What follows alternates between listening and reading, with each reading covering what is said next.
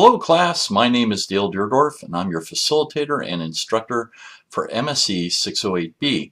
What I'd like to do is I'd like to go ahead and for our week 5 lecture, I'd like to discuss people performance. I want to go through what does that mean? What does it look like if you're in an organization as a manager or a leader? How do I recognize people performance? How do I help motivate people? How do I help, I'll call it reward possibly people depending on what their performance level is, and just the whole perspective on it. And to do that, what I wanted to do is I wanted to take what I think is a great read, which is Catch. It's a fishmonger's guide to greatness. The woman that actually wrote the book, Cindy Crowther, is someone that I was doing research with at the time I was working on my dissertation, and I had an opportunity to talk to her about what her experience was when she was putting this book together. And there's a couple things I thought that were unique. One of the things she told me was to really understand the fish group, the catch group up at the Seattle Pikes Peak area, was that she actually went and worked with them, lived with them, became part of the team for a substantial period of time. So she lived in the environment. She was able to recognize what made that organization great. The whole perspective of it. And if you've ever been to Seattle and been to the Pikes Fish Market, you're going to find that there's one booth where they do what is called throwing fish. And you will walk up and tell them you need a salmon. And they'll ask you how big, and you'll pick it out, and they will throw it. They will physically throw it. There's video that you can watch online. It's an incredible experience, and everyone that works at this, everyone that's a fishmonger that works for this particular company has an incredible attitude. They have just this enthusiasm for not only what they do, but what they can do with people. So there's this people perspective of it. They interact with the customer. They really understand what the customer wants. They exceed the customer's expectations, and they do it in a fun way. Now, being a fishmonger means that you get up at 2 or 3 in the morning, you go down, the fish are delivered every day, very early. They smell like fish, they feel like fish, and these people have a really, really tough job to do. And to find an organization like that that strives to be better than everyone else, to be great, to create an environment like that is something that is contagious. So as you get it, if you get an opportunity, pick up the book Catch, read it. I'm going to delve into a lot of the people performance pieces of it based upon not only the read but my experiences with that type of environment. So the first thing we need to do when we're talking about people performance, or we're delving into this lecture, is I need to give you some level of definition. What is people performance? What does that mean? So people performance is the establishment of a work environment or setting where people are enabled to perform to the best of their abilities. It's setting the stage for them, creating the environment for everyone to succeed. That's what step 1 here is. And then number 2 is the promotion and improvement of employee effectiveness and continuous processes or process where people can accomplish goals and objectives to contribute to the organization.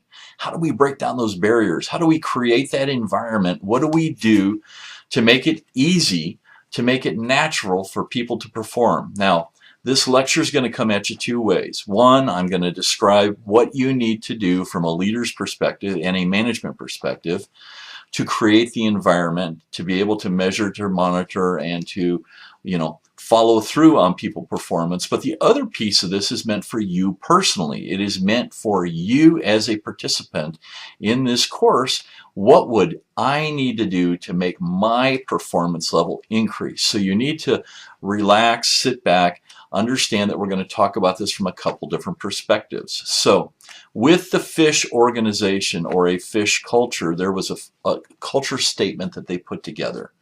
And they said, as you enter this place of work, you choose to make today a great day. Your colleagues and customers and you will be thankful. Find ways to play. We can be serious about work without being serious about ourselves. Stay focused in order to be there when your customers and coworkers need you, that being there. And then the 4th piece of it is, should you feel your energy lapse, try a surefire remedy. Find someone who needs a helping hand, a word of support, or a good ear, and make their day. Now that's what their culture statement is. It's amazing when we start thinking about that from a perspective of what is it like to work in a place where you're throwing fish all day. So the big things are going to be what I've identified for you on the bottom image. Like this first one is going to be expectations, and we're going to take and we're going to define what those expectations are. Okay? You will need to define clear expectations of performance within your organization. As a manager or a leader, you set the stage. You tell people what is acceptable, what is not acceptable. You also need to establish a way to measure and monitor performance. And that can be through talking to other people, through surveys, from finding a way to walk the floor every day. Run into people, find out how they're doing, talk to them. These are important things to do. And then the final thing is going to be to publish and announce what the performance expectations are. If something is a mandatory, then you need to let everyone know. It's got to be generic across the entire organization what these expectations are, these performance expectations. If our expectation is that I return phone calls within a 4-hour window of the time we get them, then that is a performance expectation. It is something that can be measured. It is something that your customer can give you feedback on. These are important things. So the first one was expectations. The next one we're going to go into is the environment. How do we create an environment where people can perform to the best of their abilities? Where can we create that? What changes can we make to help people succeed? How do we break barriers for them? What fine-tuning can we do to help people do their job more effectively and efficient? How can we make an environment where people want to come to work, where they actually desire the ability to come to work, where it's fun? It doesn't mean that we're working at a circus. It doesn't mean that we're working, in a carnival type of environment. It means that there is fun there. I enjoy the people that I work with. I enjoy the work I'm doing. And you need to have people encourage you to identify roadblocks or red tapes that prevent them from being the best performing people they can be. Everybody wants to perform at the highest level they can. We need to create that environment for that to happen. Now, we talk about everyone being different and unique. Everyone brings something different to the picture. We're all unique. We are all snowflakes. And I know that's a humorous thing to say, but we all are wired differently. We all have different thinking styles, thinking preferences. We all formulate conceptually things different. And we need to recognize that everyone has their own fingerprint. Everyone is unique. No two people are the same. So when we're looking at people performance, you need to understand that we're looking at a theme of performance, not a specific characteristic. We need to be very, very clear on that we are creating thresholds of acceptable behavior, and we're identifying what is the positive and what is the negative. Okay? No one person is better than another. So when we're talking about people being different and unique, that doesn't mean that someone may not have higher skills than another person, that we might not want to leverage those skills at different times. But no one person is better than another person in any organization. You need to make people feel that way. Everybody is equal, okay? The other thing is that you come into an organization, especially a high-tech organization, and you are going to grow. You are going to mature. Not only your skills, but the ability to be around people, your effectiveness being in teaming environments, things like that. We need to help create that environment where people can grow and mature. Do they need to read? Do they need breaks? Do they need, from a lunch perspective, do we need to create it in a different environment? But everyone is different and unique. Some people like to go out to lunch. Some people like to eat lunch in. Some people like a quiet environment. Other people like loud and noisy with a TV. What is it we can do to help that uniqueness? How can we bring out that difference in a very positive way, not in a negative way? And then the other thing you need to recognize is that everybody comes to work every day wanting to succeed. Nobody gets up in the morning, looks in the mirror and goes, boy, I just can't wait to get to work to screw everything up. I'm going to make everyone else's life miserable today. It's going to be just a wonderful opportunity to be a roadblock, for everyone else around me. Nobody thinks that way. Everyone goes to work every day with the intent and the thinking that I want to succeed. We need to find a way to make that happen. So as the manager and leader of a high-tech organization, it's your responsibility to become involved. Now, there's two different levels of performance we're going to talk about. One is going to be the individual performance. People individually have contributions they make for the organization. You need to make these people, our people, all of us, accountable for our own actions and behaviors. Those can be measured. So those are specifics that can be measured. Regularly discuss the road to success with your employees, with people around you, and provide what I refer to as 360-degree feedback. That means that you ask that particular person, how do you think you're performing? What do you think your gaps might be? How can we help you? And this is what other people have said about you. And it's got to be a very careful environment that we put people in. You need to constantly listen to what people are telling you, because they will tell you what's going right and what's going wrong in an organization if we're willing to listen. Many times we listen, but we don't hear what they're saying. We tune them out. We only half listen. You need to listen with your heart sometimes. Okay? The other thing is, I want you to try to establish what I call a culture of excellence. As a person, myself, I'm going to go into work and I'm going to be the best Dale I can be every day. I hold myself accountable for my performance, my actions, my behaviors, and I reflect by looking inward and outward on what is it I bring to the organization every day. They say that your attitude controls your altitude, that if you've got a great attitude, it makes a big difference. I've worked around people that had great attitudes and they were fun to work around. It was a wonderful experience. And then I've worked around people that were not happy people. That's a terrible environment to be in. It really makes you feel bad. It almost makes you not want to come to work. So what we want to do is you can check your attitude.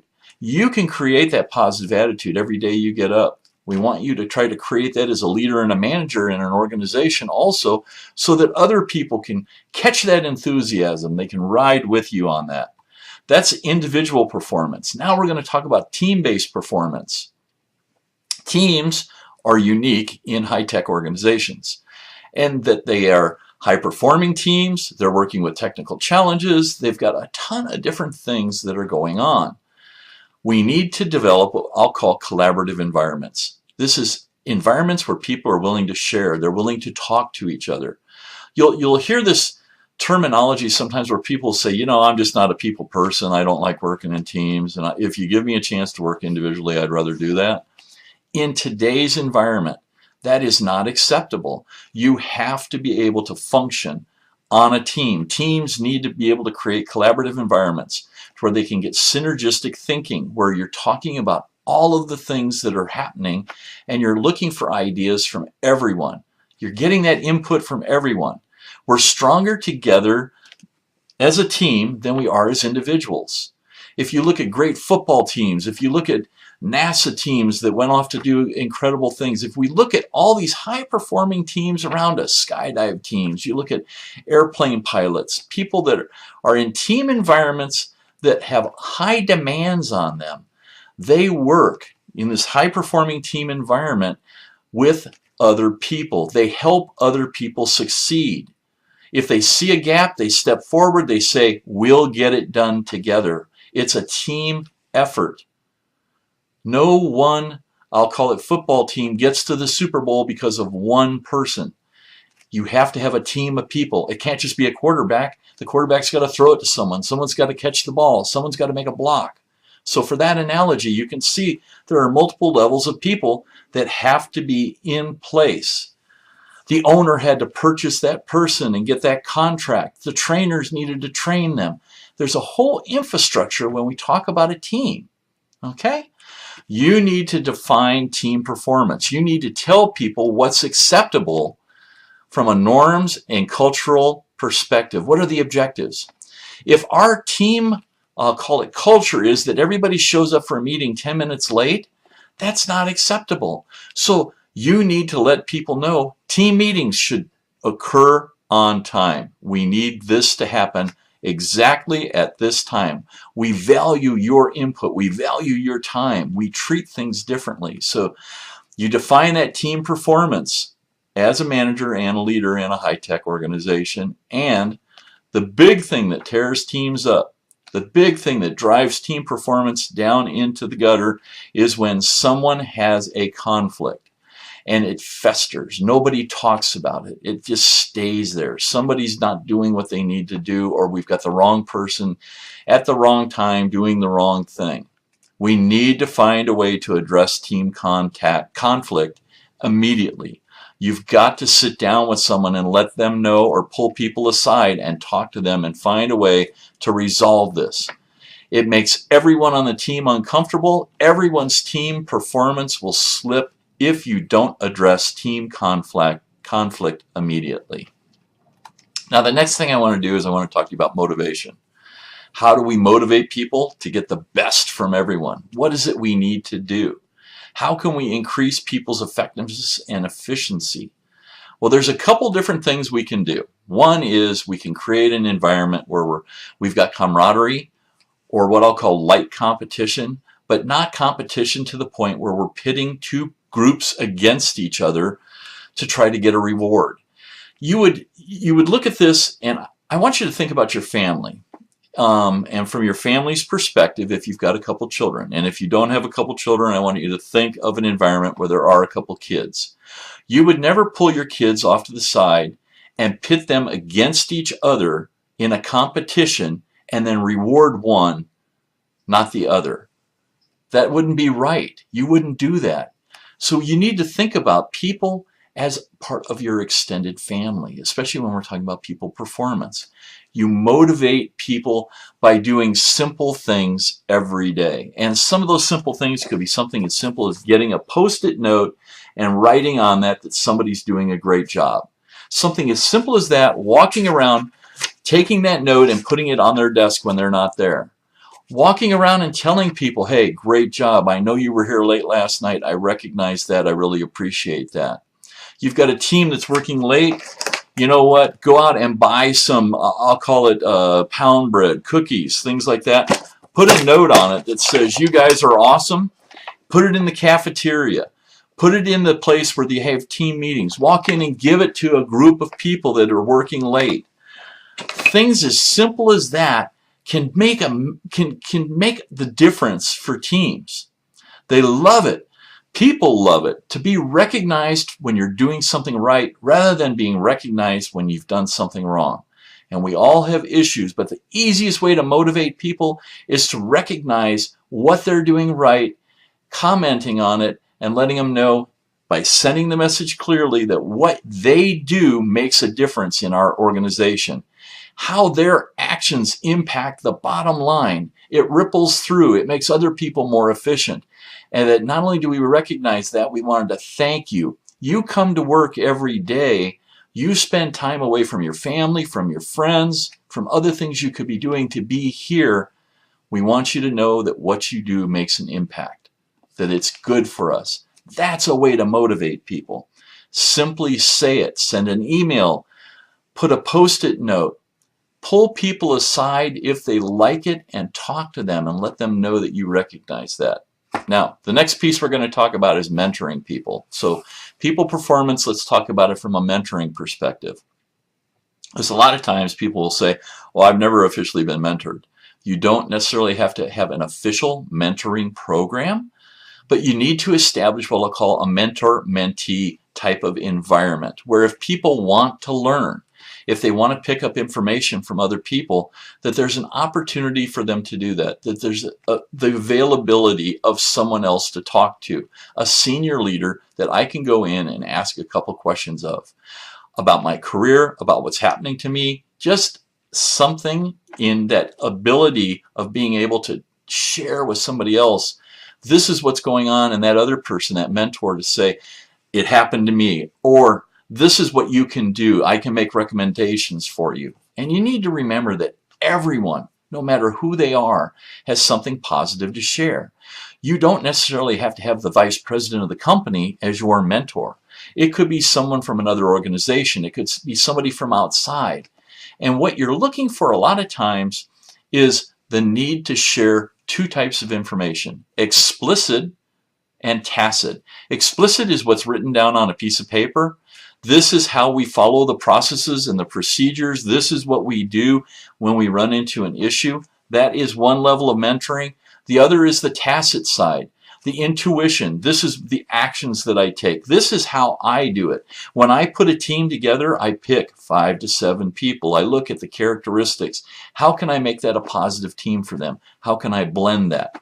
It's that balance of both tacit and explicit knowledge that you're going to be asked to share, or others are going to be sharing with you. You need to be open to that.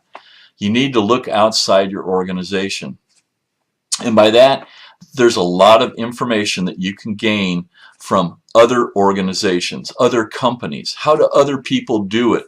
Understand in your industry, what is it that you do, how you do it, and what do other people do? How does that impact what your level of performance could be? Are we the best at what we do? Are we the worst at what we do? And there's 2 other organizations down the street that do it better. We might need to understand that information so that we can make ourselves better. The other piece of it is that you should be thinking about or sharing on a regular basis lessons learned or best practices. Lessons learned are things that happened to people. We wrote it down and we said, this is a lesson to learn. Now, a lot of times what happens is that people will ignore that, and you keep finding that we're making the same mistakes over and over and over again.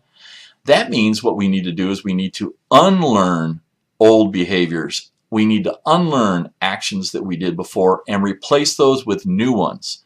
We need to create a best practice that says this is the right way to do something.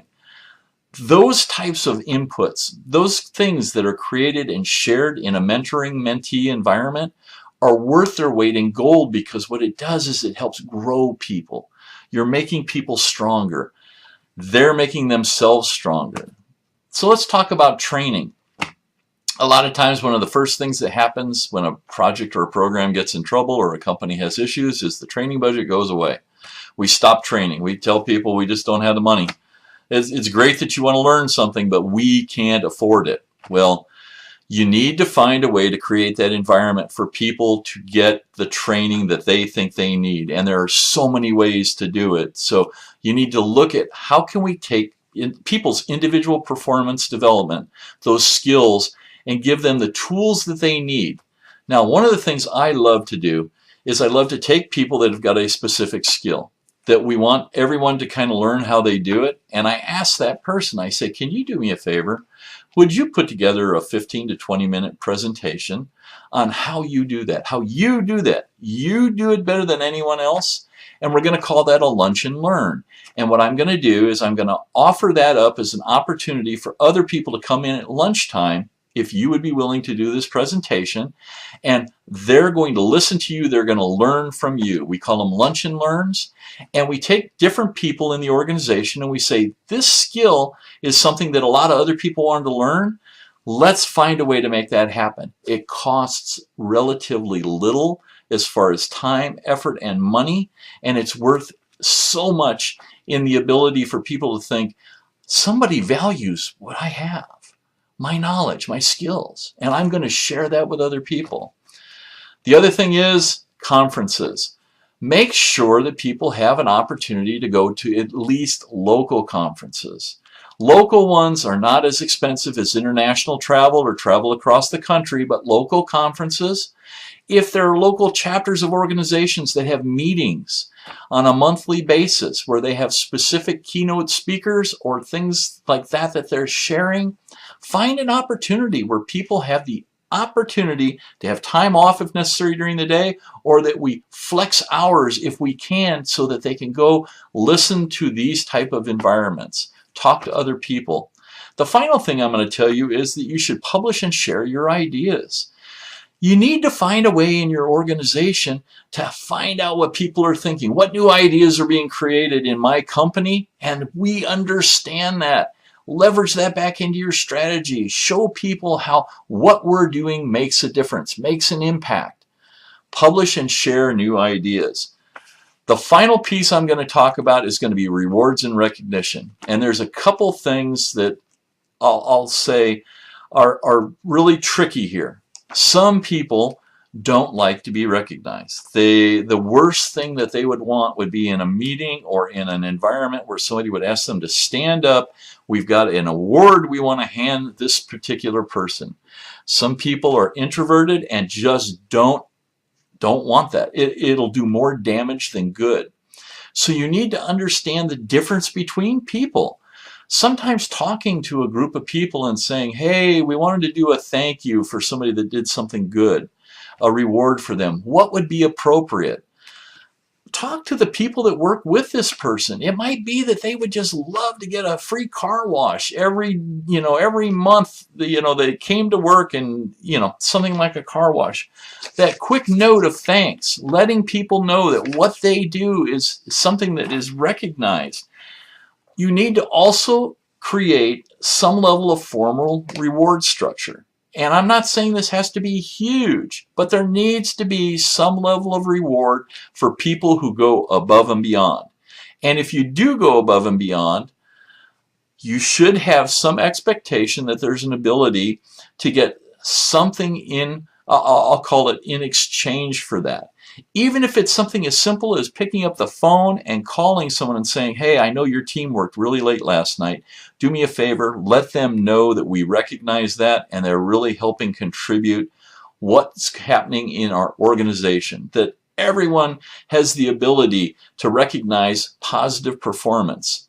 Now, the other thing is sometimes you can punish people by rewarding them.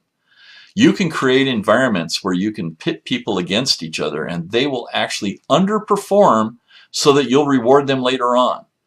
I've seen an organization like that where you would have thought, what's going on? We've blown this design 2 times, but every time we get back on track, we give them a team of the year award or things like that. You need to be careful with reward structures, and you need to understand that sometimes the type of rewarding you're doing can be very negative. In STEM environments, you're going to recognize that science, technology, engineering, and math environments, a lot of times we have types of rewards that are like the engineer of the year.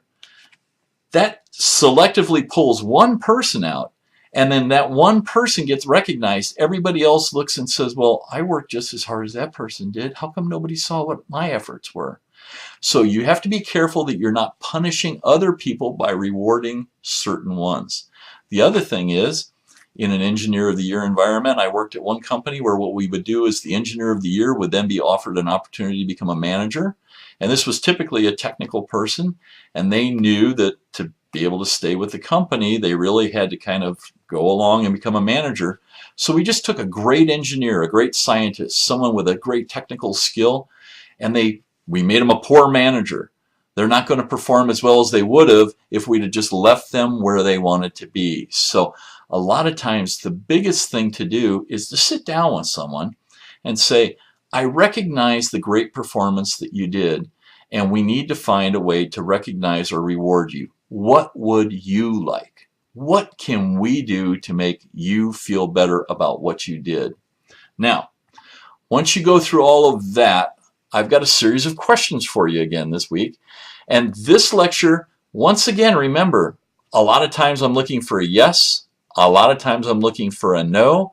A lot of times I'm looking for you to be able to tell me that, I don't know, it depends. It could be situational, but here are 6 questions that I want you to think about. If I work hard, should I be rewarded? The next question, is being motivated by money a bad thing? The third question, can I be great every day at work? Question number 4, if I feel really sick, I've got the flu or something really bad, should I stay home or should I go into work? The next question. I hate teams. I hate teams. Is there any way I can just work by myself? In today's environment, is that feasible? And then the last question I've got for you is, should I share my specific knowledge or skills with others if there's a chance I'm going to get laid off or terminated? 6 great questions. I want you to ponder and think about those. The big thing I need you to really, really recognize is that when we start talking about people performance, that environment that you can create where people have fun, they want to come to work, they want to share with others, they want to tell people outside the organization, I work at a great place. You know why? Because of this. We've all walked into certain companies and you get that vibe, you get that feel, that excitement that this is a great place to work. It's exciting. It has that feel to it. We've all seen that type of environment. Okay? It's great to work in that kind of environment. We've also gone into an organization or a place where you walked in and it was just the opposite. It's like I got that negative vibe just walking in the door. This is not a fun place to be. I don't want to be here. Okay? What you need to do is you need to find out what skills, what characteristics that you bring to the table that make you great every day, and then have everyone around you do the same thing. That's the environment you want to create. As a manager or a leader in a high-tech organization, it's your responsibility to try to bring that out in everyone. Make it your journey to make everyone else the best that they can be. Have a great week. Goodbye.